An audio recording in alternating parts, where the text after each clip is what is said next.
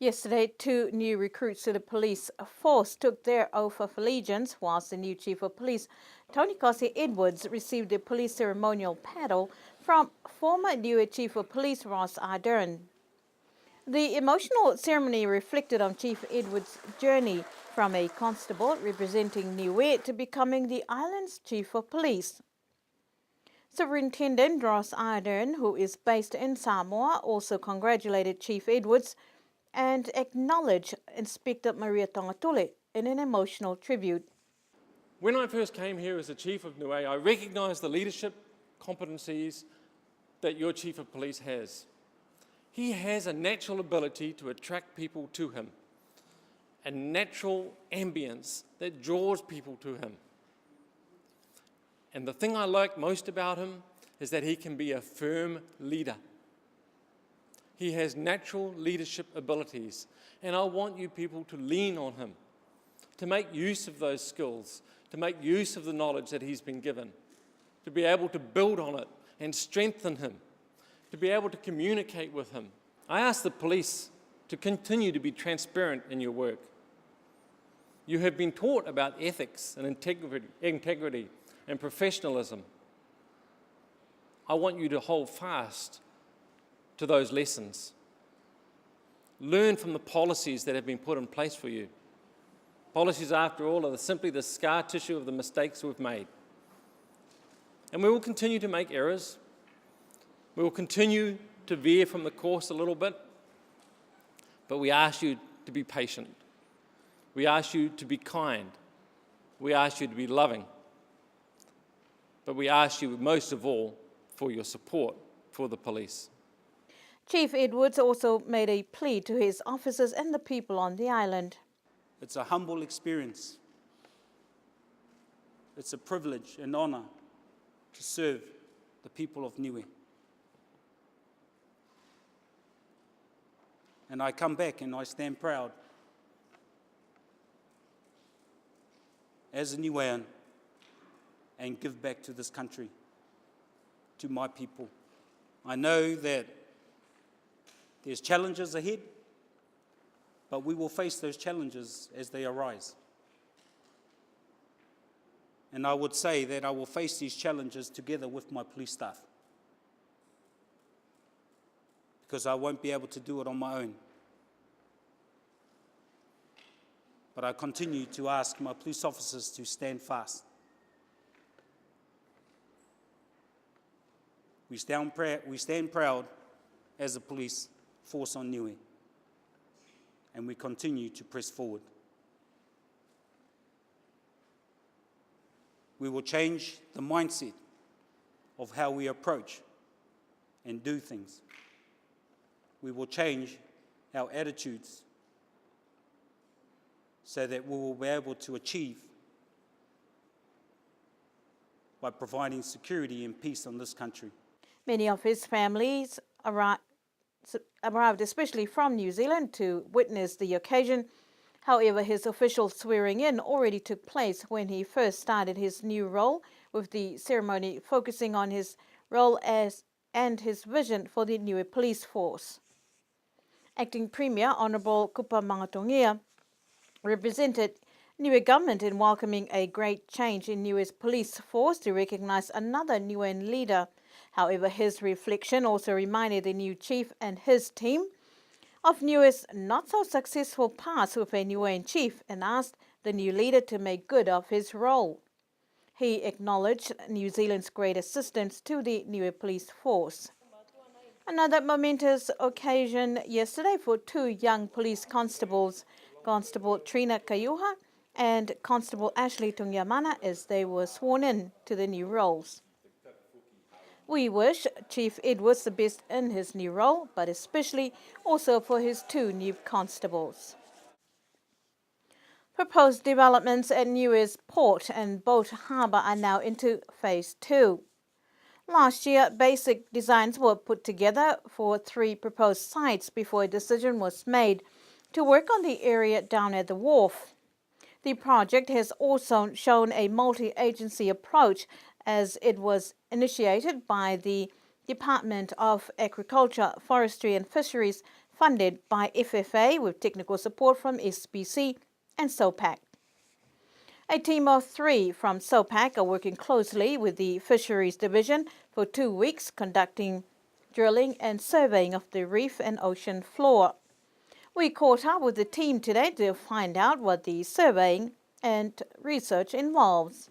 It's mainly oceanographic, geophysical and geological information we're collecting to assess how difficult or is it possible to build a small boat harbour adjacent to the existing facility.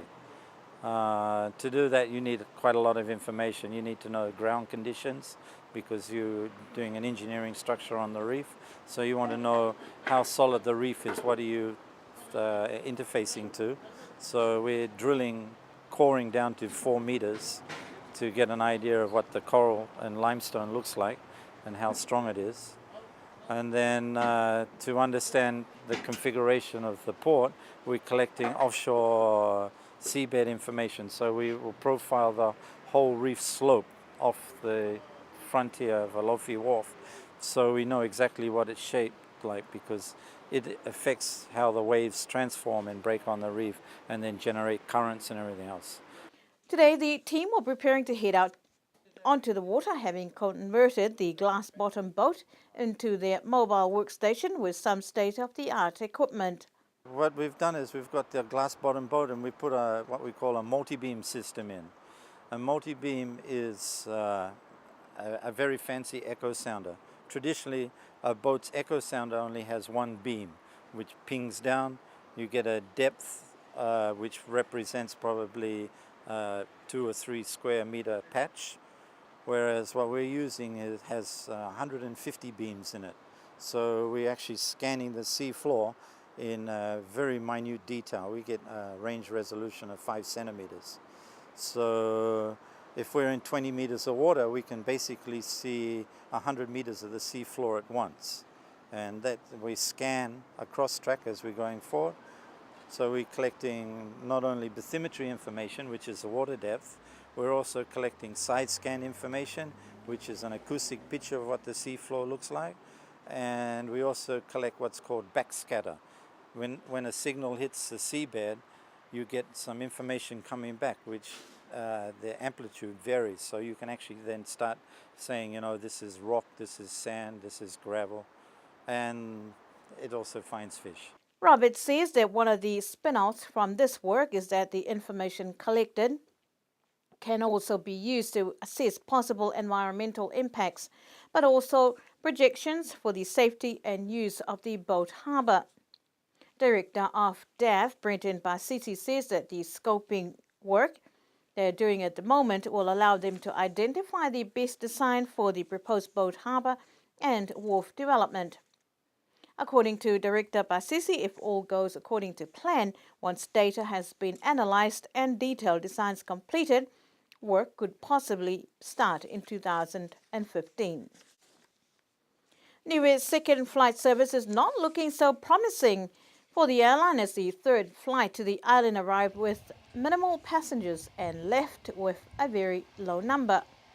Tuesday's flight saw 47 passengers arrived and 27 leaving. Not all is lost though, as the island is still in the low season of tourist travels.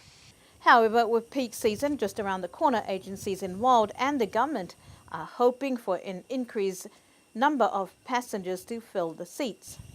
Niue's peak season starts in June to October annually. Unfortunately, we were not able to receive any comments from the government as to the effects this low turnout will impact on the air service agreement. This week, a local team are conducting water tests to identify the status of water quality on the island. The joint activity has staff from Health, Water Supply and Environment out on the field, collecting samples, putting into practice what they were trained to do in a SOPAC training held this year. With some 20-plus water bore sites on the island, the team will be carrying out tests on a quarterly basis, depending also on the availability of water test kits. Health Director Manila Nosar says that once the team have completed the collection of samples from the field, they will be brought into the lab at the hospital for a number of tests, and it may take days to confirm the results. He says the expertise and facilities on the island now have the capacity to conduct testing to identify water quality.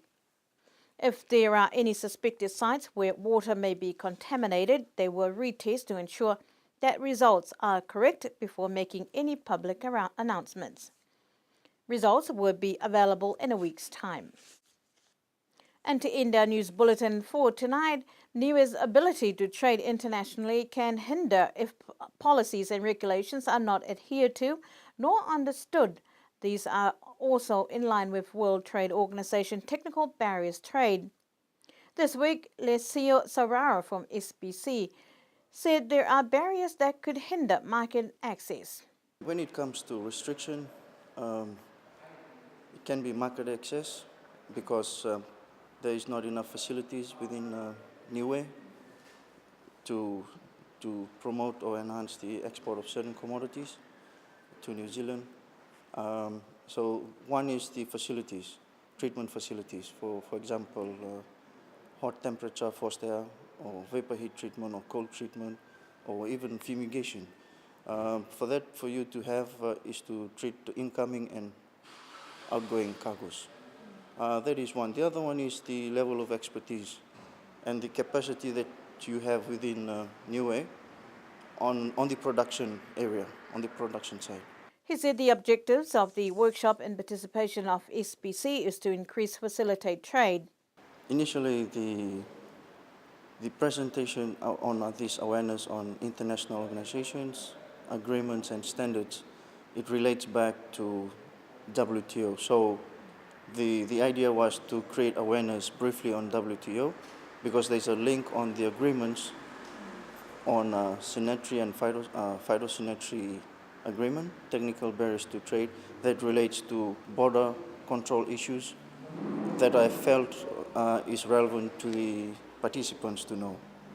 And since it's involved in our daily activities, like clearance of cargoes and people moving in and out, that's all about sanitary and phytosanitary agreement.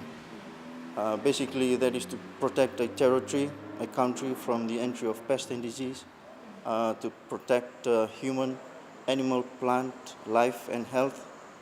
Niue is not a member of the World Trade Organization, but regional assistance can filter through its regional members to countries like Niue. Some of Niue's current export is vanilla, honey, nonu and taro. That's our news bulletin for tonight. Good evening.